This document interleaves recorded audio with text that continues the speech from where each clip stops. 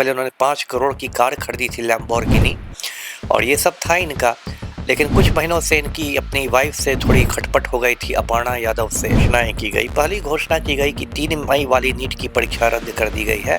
दूसरी घोषणा की गई कि इस पूरी प्रक्रिया की जांच सीबीआई से करवाई जाएगी, उसने आत्महत्या की है या हत्या हुई है। तो ये सब अभी बहुत सारी चीज़ें हैं। उनके मोबाइल को भी पुलिस ने रखा है। अभी देखिए इसमें बहुत लीपापोती भी की जाएगी, लेकिन पिछले कुछ गिरफ्तारी भी हुई है, और उसमें बात आ रही है कि 50 लाख से 60 लाख तक में पेपर बिक रहा है। अंतर्राज्यीय गिरोह है, राजस्थान से भी गिरफ्तारी हो रही है। महाराष्ट्र वासियों को बेवकूफ समझते हैं कि बुड़बक बनाते हैं, कुछ पता ही नहीं चलता है। अब 12 साल से तो बेवकूफ बना रहे हैं और देशवासी बन भी रहे हैं। 2014 में देखिए इन्होंने कितने सपने दिखाए थे हिंदुस्तानियों को कि 100 दिन में देश का काला धन आ जाएगा विदेशों से, हर हिंदुस्तानी के अकाउंट में 15-15 लाख रुपए आ जाएंगे, है ना। हर साल 2 करोड़ युवाओं को रोजगार मिल जाएगा। धर्मेंद्र प्रधान चिपके हुए हैं कुर्सी से, मीडिया के बयानों से बचते नजर आए, भाग रहे हैं मीडिया से। किसी भी दूसरे देश में अब तक शिक्षा मंत्री ने नैतिक आधार पर इस्तीफा दिया रहता। नमस्कार, हिंदुस्तान देख रहे हैं आप, मेरा नाम सचिन। आज हम बात करने आए एक ऐसे शख्स से जो कि परिचय के मोहताज नहीं, पूर्व आईपीएस अमिताभ दास। पहले तो सर बहुत स्वागत है आपका हमारे चैनल में। जी बहुत धन्यवाद आपका, थैंक यू। सर एक बात बताइए, 30 लाख बच्चे ने नीट एग्जाम की फॉर्म भरी और 1 साल लगातार लोग तैयारी करते हैं, दिन रात घर परिवार छोड़ के लोग पटना में भी और भी जगह जाके लोग तैयारी करते हैं, और सडन क्या होता है कि पेपर लीक हो जाता है और उसमें भाजपा का नेता का नाम आता है। आप खुद समझिए देश किधर जा रहा है। देखिए मैं यही कहूँगा कि जो प्रधानमंत्री मोदी जी हैं वो देश के सबसे नकारा प्रधानमंत्री साबित हुए हैं मेरी नज़र में, और कायदे से उनको अब इस्तीफा देके दोबारा चाय बेचनी चाहिए, है ना। उनसे देश नहीं चल रहा है। अभी आपने नीट परीक्षा की बात की, कल देखिए नीट परीक्षा को रद्द कर दिया गया। दर्शक जानते होंगे नीट क्या है। नीट का मतलब होता है national eligibility cum entrance test, संक्षेप में इसको नीट कहते हैं। ये एक बहुत प्रतिष्ठित परीक्षा हुआ करती थी, अखिल भारतीय परीक्षा हुआ करती थी, और नीट परीक्षा के माध्यम से ही बच्चों का अलग अलग मेडिकल कॉलेजों में दाखिला होता है। अभी जो 3 मई बीता हुआ 3 मई है, उस दिन भी नीट परीक्षा आयोजित हुई, और 5000 से ज़्यादा परीक्षा केंद्र देश भर में थे, और 14 परीक्षा केंद्र तो देश के बाहर भी थे, और इसमें 22,69,000 बच्चों ने ये परीक्षा दी है। मतलब लगभग 23 लाख, आप समझ जाइए जी। लेकिन 3 मई की शाम से ही ये मतलब चर्चा शुरू हो गई कि इसमें कुछ पेपर लीक हुआ है, व्हाट्सएप पर कुछ पीडीएफ घूम रहा है, ये है वो है। उसके बाद जो विपक्ष के नेता हैं लोकसभा में राहुल गांधी, उन्होंने कहा कि नीट अब परीक्षा नहीं रह गई है, ये एक नीलामी हो गई है, ऑक्शन, मतलब पैसा दे के आप पेपर खरीदिए। 30 लाख में क्वेश्चन खरीदने का आरोप लगा, 60 लाख 60 लाख जी। उसके बाद देखिए क्या हुआ कि कल जो नेशनल टेस्टिंग एजेंसी है एनटीए, जो इसका संचालन करती है परीक्षा का, उसने एक संवाददाता सम्मेलन बुलाया, और उसमें 3 घोषणाएं की गई। पहली घोषणा की गई कि 3 मई वाली नीट की परीक्षा रद्द कर दी गई है। दूसरी घोषणा की गई कि इस पूरी प्रक्रिया की जांच सीबीआई से करवाई जाएगी, और तीसरी घोषणा की गई कि बच्चों ने जो परीक्षा शुल्क दिया है, एग्जाम फी दिया है, उसको वापस कर दिया जाएगा, है ना। तो इसके बाद भी लोगों में बहुत निराशा है, क्योंकि आपको याद होगा 2024 में भी नीट परीक्षा में काफी विवाद हुआ था, और वो मामला सुप्रीम कोर्ट तक गया था। इस सब मामलों में भाजपा का नेताओं का नाम आ जाता है, हर चीज में किसी मामले में भाजपा के नेता एकदम एक्टिव रहते हैं इन चीजों में। अब मैं क्या कहूँ, मैं तो भाजपा को राजनीतिक दल मानता ही नहीं हूँ। भाजपा को तो मैं एक माफिया का गिरोह मानता हूँ, और दुख की बात है कि उस गिरोह का देश पर कब्जा हो गया है, तो ये स्थिति हो गई है। अब देखिए यही जो परीक्षा हुई, इसमें ये चर्चा है कि 15 दिन पहले एक गेस्ट पेपर मार्केट में आया था, और उसमें 400 संभावित सवाल थे, और उसमें 120 सवाल मतलब पूछे गए परीक्षा में। और उसके बाद देखिए अभी एक भाजपा नेता की गिरफ्तारी भी हुई है, और उसमें बात आ रही है कि 50 लाख से 60 लाख तक में पेपर बिक रहा है। अंतर्राज्यीय गिरोह है, राजस्थान से भी गिरफ्तारी हो रही है, महाराष्ट्र के नासिक से तार जोड़ रहे हैं। अब ये पहले ये परीक्षा ठीक तरह के होती थी, फिर 2017 में एनटीए का गठन हुआ, नेशनल टेस्टिंग एजेंसी का, और उसमें सिर्फ राजनीतिक पैरवी से लोग बन रहे हैं। अभी जो एनटीए के चेयरमैन हैं प्रोफेसर प्रदीप जोशी, उनको आरएसएस की सिफारिश पर बनाया गया है, पुराने संघी आदमी हैं। इन लोग से आप क्या उम्मीद कीजिएगा? देखिए, कोई भी दूसरा देश होता ना तो अब तक शिक्षा मंत्री का इस्तीफा हो गया रहता। अभी तो धर्मेंद्र प्रधान चिपके हुए हैं कुर्सी से, मीडिया के बयानों से बचते नजर आए। भाग रहे हैं, हाँ। भाग रहे हैं मीडिया से। किसी भी दूसरे देश में अब तक शिक्षा मंत्री ने नैतिक आधार पर इस्तीफा दिया रहता, लेकिन ये लोग, मैं क्या कहूँ, निर्लज्ज लोग हैं, तो कुर्सी से चिपके हुए हैं, बात बना रहे हैं। एक बार कभी कुछ हो सकता है, लीक हो जाए, लेकिन बार बार ये पैटर्न बन गया है और लगता है कि ये देश अब लोकतंत्र की जगह लीक तंत्र बन गया है। जी जी। अच्छा सर, एक बात बताइए, आपने एक पोस्ट भी किया कि आज पूर्व मुख्यमंत्री मुलायम सिंह यादव के छोटे बेटे का निधन हो गया। आपका एक पोस्ट आया कि इसमें भाजपा के नेताओं का हाथ है सर। नहीं, हो सकता है ना? मैंने संदेह प्रकट किया है। देखिए, दर्शकों को पता होगा, आज सुबह-सुबह प्रतीक यादव की रहस्यमय मौत हो गई। देखिए, मुलायम सिंह यादव ने 2 शादियाँ की थी। उनकी पहली पत्नी थी मालती देवी, जिसके बेटे अखिलेश यादव हैं, और दूसरी पत्नी उनकी थी साधना गुप्ता। और साधना गुप्ता को अपने पहले पति से ये प्रतीक गुप्ता थे, जिन्होंने बाद में अपना नाम प्रतीक यादव रखना शुरू कर दिया था। ये प्रतीक यादव राजनीति से काफ़ी दूरी रखते थे, बॉडी बिल्डिंग करते थे, लखनऊ में जिम चलाते थे, काफ़ी शान-ओ-शौकत की ज़िंदगी जीते थे, और कुछ साल पहले उन्होंने 5 करोड़ की कार खरीदी थी, लैम्बोर्गिनी, और ये सब था इनका। लेकिन कुछ महीनों से इनकी अपनी वाइफ़ से थोड़ी खटपट हो गई थी, अपर्णा यादव से, और अपर्णा यादव समाजवादी पार्टी छोड़ के बीजेपी में चली गई थी, और फिर वो उत्तर प्रदेश राज्य महिला आयोग की उपाध्यक्षा बन गई थी। और मेरे सूत्र ये बताते हैं कि देखिए, 10-11 महीने बाद यूपी में चुनाव है, और उसके पहले प्रतीक यादव पर बहुत ज़्यादा दबाव था भाजपा में आने का, और भाजपा इनको एक तरह से स्टार प्रचारक बनाना चाहती थी अखिलेश यादव के विरुद्ध। तो जैसे कि केंद्र में आप देखते होंगे, राहुल गांधी के भाई वरुण गांधी को भाजपा ने अपने साथ कर लिया है, या बिहार में भी तेजस्वी यादव से तेज प्रताप को तोड़ने की कोशिशें की जा रही है। कुछ वही यूपी में भी दोहराने का था, लेकिन इसके लिए राजी नहीं हो रहे थे, और अचानक देखिए इनकी रहस्यमय मौत हुई। 38 साल कोई उम्र नहीं होती है।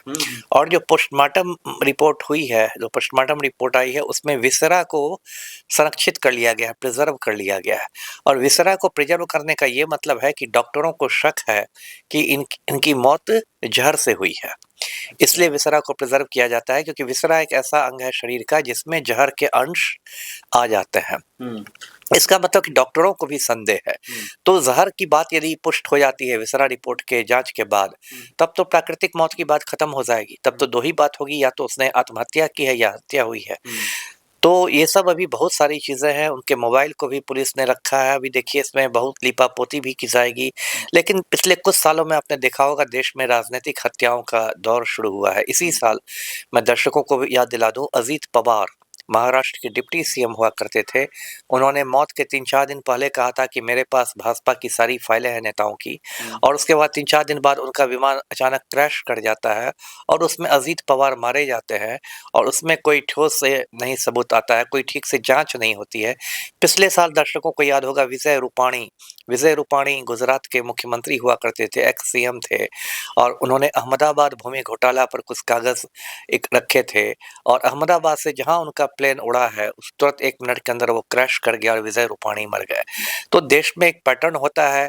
अब जो सीडीएस थे हमारे जनरल विपिन रावत, उनकी भी रहस्यमय हेलीकॉप्टर दुर्घटना में मौत हो गई। तो एक पैटर्न है कि कई बड़े-बड़े लोगों की रहस्यमय मौत हो जाती है, कुछ दिन उस पर चर्चा चलती है, फिर मामला लोग भूल जाते हैं। जी। सर, बंगाल चुनाव था तो मोदी जी काफी एक्टिव थे, ठीक है, और बंगाल चुनाव खत्म होते ही, असम में चुनाव खत्म होते ही मोदी जी अब कहने लगे कि देश के लोग सोना 1 साल तक नहीं खरीदे, और तो और पेट्रोल डीजल की बचत करें। और अब जब सोशल मीडिया पे वायरल हो गया है मोदी जी की काफिला के बारे में, तो मोदी जी कम काफिला लेकर चल रहे हैं, मतलब 2 गाड़ी के साथ चल रहे हैं। अब मैं क्या कहूँ, फिर मैं यही बात कहूँगा कि मोदी जी को अब दोबारा चाय बेचनी चाहिए। उन्होंने इस देश का बंटाधार कर दिया है। देखिए, अभी 2-3 दिन पहले तेलंगाना में उनका भाषण हुआ है, बहुत चर्चा में है। उस भाषण में उन्होंने भारतवासियों को 6-7 सूत्र बताए हैं। एक तो कहा है कि वर्क फ्रॉम होम कीजिए, घर से काम। एक कहा है कि अगले 1 साल तक सोने की खरीदारी नहीं कीजिए। एक उन्होंने कहा है कि विदेश यात्रा नहीं कीजिए, मेट्रो से सफ़र कीजिए, पेट्रोल डीजल को बचाइए, खाने की तेल को कम खपत कीजिए, उर्वरक का कम इस्तेमाल कीजिए। अब इससे एक बात तो स्पष्ट है कि हमारे देश पर एक बहुत बड़ा आर्थिक संकट आने वाला है। इसमें अब दो राय नहीं रही और उसके लक्षण पहले से दिखाई देने लगे थे। आप देख रहे हैं लगातार भारत का रुपया कितना कमज़ोर हो रहा है। डॉक्टर मनमोहन सिंह के समय में 1 अमेरिकी डॉलर ₹65 के बराबर था। आज 1 अमेरिकी डॉलर ₹95 के बराबर हो गया है और अर्थशास्त्रियों का कहना है कि कुछ महीने में वो ₹100 के बराबर हो जाएगा। तो देश तो पूरा खोखला हो गया है। हालांकि राहुल गांधी 3 महीने पहले ही चेतावनी दिए थे इन सब मुद्दों नहीं, नहीं, राहुल गांधी तो हर मुद्दे पर चेतावनी दे देते हैं, लेकिन उनकी चेतावनी सुनता कौन है ना? प्रधानमंत्री कान में तेल डाले रहते हैं, ये जो बीजेपी का आईटी सेल है पप्पू पप्पू करने लगता है, लेकिन राहुल गांधी तो सारी चीज़ों को पहले बता देते हैं। और इसमें जो भी प्रधानमंत्री ने कहा, आप देखिए कितनी अव्यावहारिक बातें उन्होंने की है। अब जैसे उन्होंने वर्क फ्रॉम होम की बात की कि घर से काम कीजिए। कितने लोग हैं भारत में जो घर से काम कर सकते हैं बताइए? मुट्ठी भर लोग कर सकते हैं। जो मेहनतकश लोग हैं क्या घर से काम कर सकते हैं? रिक्शा वाला जो कि रिक्शा चलाता है, क्या वो घर पर बैठ के रिक्शा चला लेगा? जो कुली है, जो बोझा ढोता है, वो क्या घर में बैठ के बोझा ढो लेगा? जो दिहाड़ी मज़दूर है, जो ईंटा ढोता है, घर पर बैठ के ईंटा ढो लेगा? तो ये कितनी अव्यावहारिक बात प्रधानमंत्री कह रहे हैं। फिर उन्होंने जो सोना पर बात की, वो भी अव्यावहारिक बात है। भारतीय शादियों में देखिए परंपरा है लड़की को सोना देने की। माता-पिता अपनी हैसियत के मुताबिक देते हैं, कोई कम कुछ ज़्यादा, लेकिन ये बहुत प्राचीन परंपरा है। और उसके पीछे सोच ये है कि वो लड़की का स्त्री धन होता है। यदि लड़की को कभी अपनी ज़िंदगी में कोई संकट झेलना पड़े तो वो सोने को गिरवी पर रख के या बेच के कुछ पैसे ला सकती है। अब मोदी जी पट्टी पढ़ा रहे हैं कि सोना कोई नहीं खरीदे और ये वही मोदी जी हैं जो 1 साल पहले लोगों को डराते थे कि कांग्रेस की सरकार आ जाएगी तो हिंदू महिलाओं के मंगलसूत्र छीन लेगी। अब क्या है? अब तो आप मंगलसूत्र पहनने ही नहीं दे रहे हैं, छीनने की बात तो बाद में हुई। तो देखिए बहुत देश के लिए दुर्भाग्य की बात है और ये भी लोग कह रहे हैं कि भाई मोदी जी इतना जो ज्ञान बाँटते हैं वो खुद पर क्यों नहीं लागू करते हैं? अभी देखिए 1-2 रोज़ बाद वो फिर यूरोप की यात्रा पर निकल रहे हैं, है ना? उनका पूरा लिस्ट है, यूरोप है, इटली जाना है, बहुत जगह जा रहे है ना? कई अब लोग पूछेंगे ना, अब बात तो हो रही है सोशल मीडिया पर लोग कह रहे हैं कि भाई आप क्यों इटली के प्रधानमंत्री से मिलने जा रहा है? आप ज़ूम मीटिंग कर लेते। दिल्ली में ही बैठ के ज़ूम मीटिंग कर लेते, है ना? Work from home. Modi ji क्या भारतवासियों को बेवकूफ समझते हैं कि बुड़बक बनाते हैं, कुछ पता ही नहीं चलता है। अब 12 साल से तो बेवकूफ़ बना रहे हैं और देशवासी बन भी रहे हैं। 2014 में देखिए इन्होंने कितने सपने दिखाए थे हिंदुस्तानियों को कि 100 दिन में देश का काला धन आ जाएगा विदेशों से। हर हिंदुस्तानी के अकाउंट में 15-15 लाख रुपए आ जाएँगे, है ना? हर साल 2 करोड़ युवाओं को रोज़गार मिल जाएगा। 100 स्मार्ट सिटीज़ बन जाएगी। बुलेट ट्रेन चल जाएगी। तो कुछ हुआ? जबकि एक डाटा आया है कि इन सब मुद्दों पे मोदी जी चुनाव तो जीत गए, लेकिन इन सब मुद्दों को पूरा करने के लिए अभी तक 70% खर्च हो चुका है, फिर भी अभी तक कुछ हुआ नहीं। नहीं तो किस पर खर्च हुआ है? विज्ञापन पर ना खर्च हुआ है। ठोस ज़मीन पर तो कोई काम नहीं हुआ है ना। तो ये तो पूरा मोदी जी के एक उनकी राजनीति की शैली है, मतलब जुमलेबाज़ी और हवाबाज़ी कह सकते हैं कि एकदम बड़ी-बड़ी बात कर देंगे, ये होगा, वो होगा, ऐसे होगा, वैसे होगा। 12 साल से वो खाली हिंदुस्तानियों को सपने दिखा रहे हैं, सपनों के सौदागर हैं। और आम हिंदुस्तानी की क्या हालत है? अभी उड़ीसा में की खबर आपने देखी होगी। एक गरीब आदिवासी था, कब्र खोद के अपनी बहन का कंकाल निकालता है, कंधे पर लेता है, 3 किलोमीटर धूप में जाके बैंक वाले से कहता है कि 19,000 रुपए दे दो, इसी के नाम पर अकाउंट है। ये आम हिंदुस्तानी की हालत है और ये चले हैं विश्व गुरु बनाने को भारत को। जी। अच्छा सर, बिहार के नए नवेले नीतीश कुमार के बेटे निशांत कुमार बने हैं स्वास्थ्य मंत्री। अब जब से स्वास्थ्य मंत्री बने तब से वो काफी चर्चा में आ गए। अब बिहार का दुर्भाग्य है कि अब एक मैट्रिक फेल सम्राट चौधरी मुख्यमंत्री बन गए हैं। एक लूट-खसोट करने वाले मिथिलेश तिवारी शिक्षा मंत्री बन गए हैं और जो खुद नशेड़ी गंजेड़ी की तरह जिनका हाव-भाव है वो बिहार के स्वास्थ्य मंत्री बन गए निशांत कुमार। अब जब से ये स्वास्थ्य मंत्री बने हैं पूरा हिंदुस्तान भारत पर हँस रहा है। इन पर कितने लोग रील बना रहे हैं, कितने लोग मीम बना रहे हैं। लोग कह रहे हैं कि पाजामा नहीं सँभलता है, स्वास्थ्य विभाग कैसे सँभालेंगे? लोग कह रहे हैं कि निशांत कुमार को स्वास्थ्य मंत्री बनाया तो अनंत सिंह को कानून मंत्री बनाया। हाँ, है ही। अब नेक्स्ट स्टेप तो वही है कि अनंत सिंह को कानून मंत्री बना दीजिए। अब निशांत कुमार बैठते हैं तो इधर झूलते हैं, उधर झूलते हैं, इधर गिरते हैं। लगता है इनको कुछ समझ में ही नहीं, एकदम लगता है ये इसमें है मदहोश खुशी में रहते हैं, कुछ पूछा जाए धीरे से बोलते हैं पापा बोले हैं, पापा ने किया, पापा ने किया। अरे क्या ही मज़ाक कर दिया। मतलब पूरे बिहार का बंटाधार होने जा रहा है कि स्वास्थ्य विभाग इतना भारी भरकम विभाग है। बिहार में स्वास्थ्य सेवाएँ पहले ही से चौपट है। पीएमसीएच की दुर्दशा देखिए, गाँव में तो और खराब हालत है। इसमें तो ऐसे व्यक्ति को स्वास्थ्य मंत्री बनाना चाहिए था जो बहुत अनुभवी हो, बहुत प्रशासनिक अनुभव रखता हो। और देखिए ये निशांत कुमार तो अपने पिता की तरह ही पलटू राम सिद्ध हुए हैं। 20 दिनों तक पहले ये कहते थे कि मैं मंत्री पद नहीं लूँगा, मैं पहले खुद में काबिलियत पैदा करूँगा। इसके लिए 3 मई को यात्रा पर भी निकल गए थे, सद्भाव यात्रा, है ना? निश्चय रथ पर चंपारण चले गए थे और 2 दिनों में इनमें क्या काबिलियत पैदा हो गई कि सीधे दौड़ के आके मंत्री बन गए। विपक्ष वाले कह रहे थे कि यात्रा से रोका गया ताकि निशांत कुमार एक बड़े नेता ना बन जाए। अब क्या अंदर में खिचड़ी पक रही है कौन जानता है। मुझे नहीं लगता है यात्रा के बावजूद वे बड़े नेता बनते। मुझे नहीं लगता है क्योंकि ऐसी कोई उनकी छवि नहीं है। लेकिन अब मंत्री बन के तो अब और छाती पर मुँह दलेंगे बिहार का और बिहार पहले से ही रसातल में और कोई नीचे तल में जाएगा। जी। सर आप इतना बोलते हैं तो आपको डर वर नहीं लगता है किसी से? आप आनंद सिंह के बारे में बोल देते हैं, फिर ये जो बाहुबली हैं सुनील पांडे के बारे में भी आप तस्वीर दिखा के बोल देते हैं। नहीं, डरता मैं नहीं हूँ। मैंने सर पर कफन बाँध लिया है और कई बार लोग मुझसे पूछते हैं कि यदि आपका माफ़िया हत्या करवा देगा तो मैं कहता हूँ कि उसके बाद भी मैं माफ़िया चैन से नहीं बैठेगा। मेरा भूत पीछा करेगा माफ़िया का। आप मतलब एक नॉर्मल से रहते हैं, ना कोई गार्ड ना कोई सिक्योरिटी, इतने सिंपल साधारण तरीके से आप रहते हैं। हाँ, लेकिन कलेजा है ना, असली लड़ाई कलेजे से लड़ी जाती है ना।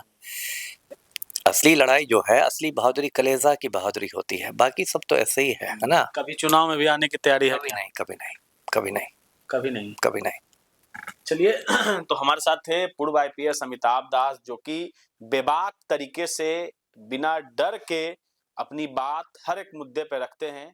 तमाम खबरें देखिए हिंदुस्तान अपने सहयोगी विवेक के साथ। मैं सचिन, पटना।